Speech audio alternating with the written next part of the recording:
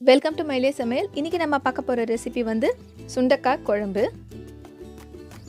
நீங்க இந்த சேனலுக்கு புதுசா இருந்தீங்கன்னா எங்க சேனலை சப்ஸ்கிரைப் பண்ணுங்க, லைக் பண்ணுங்க, நியூ அப்டேட்ஸ்க்கு பெல் பட்டனையும் பிரஸ் பண்ணுங்க.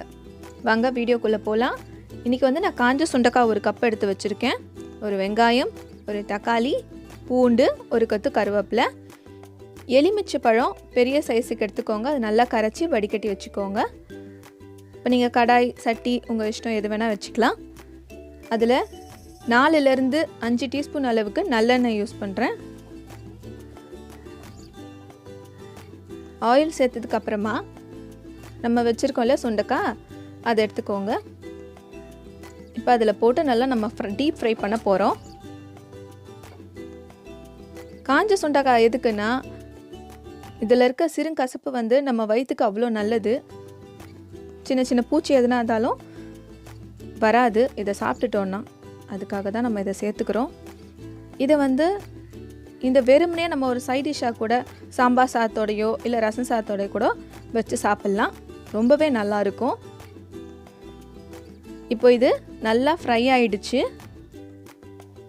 நல்ல ஒரு ஸ்மெல் வரும். இப்போ இதை எடுத்து நம்ம ஒரு பிளேட்டில் ட்ரான்ஸ்ஃபர் பண்ணிக்கலாம். இப்போ எண்ணெய் நல்லா காஞ்சிடுச்சு. இப்போது கடுகு, வெந்தயம், 2 உளுத்தம்பருப்பு, ஜீரகம் எல்லாத்தையும் சேர்த்து நல்லா பொரியட்டும்.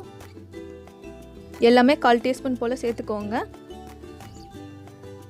நல்லா பொரிஞ்சதுக்கப்புறமா நம்ம வெட்டி வச்சுருக்க வெங்காயம், தக்காளி, 10 பல்லு பூண்டு எல்லாத்தையும் அதில் சேர்த்துக்க போகிறோம். இது நல்லா வதங்கட்டும். இப்போ கருவேப்பிலையும் சேர்த்துக்கலாம். வெங்காயம் பூண்டு எந்த அளவுக்கு வதங்குதோ நம்ம சாப்பிடும் போது அந்த டேஸ்ட் அதில் நல்லா இருக்கும். எண்ணெயில் இது அவ்வளோ வதங்குது இல்லையா, நம்ம சாப்பிடும் போது அது வாயில் கடிப்படும் போது அவ்வளோ ஒரு டேஸ்ட்டாக இருக்கும்.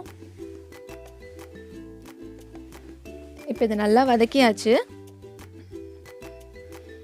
நல்லா ஒரு டார்க் ப்ரௌனிஷாக வரணும். இந்த ஸ்டேஜில் நம்ம வச்சுருக்க புளி தண்ணியை அதில் சேர்த்துக்கலாம். இந்த வந்து 4 பேருக்கு தேவையான அளவு இது.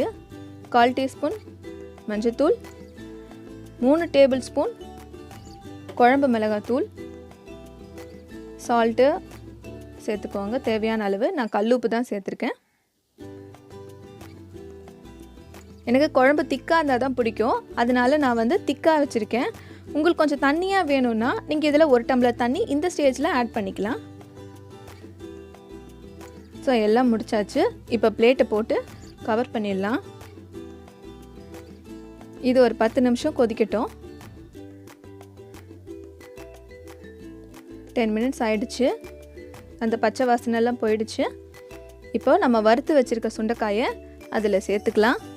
ஃபைனலாக சேர்த்தாச்சு. இப்போ வந்து நல்லெண்ணெய் இறக்கும் போது ஒரு ஸ்பூனை ஊற்றிட்டு இறக்குங்க. குழம்புக்கு அதிகப்படியான டேஸ்ட்டு கொடுக்கும். இப்போ எல்லாத்தையும் கலந்து விடுங்க. குழம்பு நல்லா தேன் மாதிரி ரொம்பவே டேஸ்ட்டாக ஒரு இனிப்பு, புளிப்பு, காரம், கசப்பு எல்லாமே கலந்துருக்கு இந்த குழம்புல. ரொம்பவே ஹெல்தியான ஒரு குழம்பு. அவ்வளோதாங்க, நம்மளோட குழம்பு ரெடி ஆகிடுச்சு. இந்த வீடியோ உங்களுக்கு பிடிச்சிருந்தா எங்கள் சேனலை சப்ஸ்கிரைப் பண்ணுங்கள், லைக் பண்ணுங்கள், ஷேர் பண்ணுங்கள், கமெண்ட் பண்ணுங்கள். தேங்க்யூ.